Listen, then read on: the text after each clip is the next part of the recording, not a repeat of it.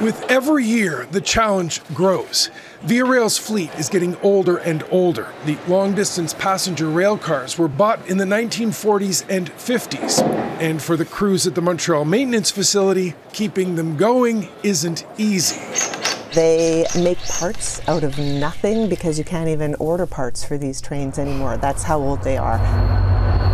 Via has about 11 different types of long-distance rail cars: sleepers, berths, dining cars. There are about 200 running right now, but that number's shrinking. It's pulled 25 rail cars from service because they couldn't be repaired any longer, and that's not going to stop. We'll probably have to continue to remove year after year some cars, and eventually it will impact the number of cars available for service. Well, to explain that warning, Via took journalists on a tour of the facility Thursday. It says it needs to start the process of purchasing new rail cars soon, or cuts are coming. Proposals have been made to Transport Canada. Talks are underway because the status quo isn't an option.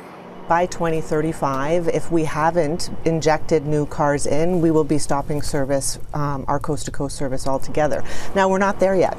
Now, Via officials say they don't have a concrete estimate for the cost of replacing the fleet, but it would likely be a few $1 billion. That's a big ask of Ottawa, and comes just a few years after it got $1.5 billion to upgrade intercity trains in the Windsor-Quebec City corridor.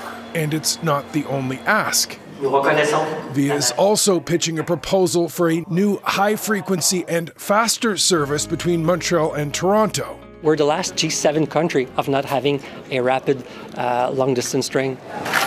Now, Canada hasn't been upgrading its network as quickly as other countries. Long-distance passenger rail cars in Canada are on average twice the age of rail cars in the US.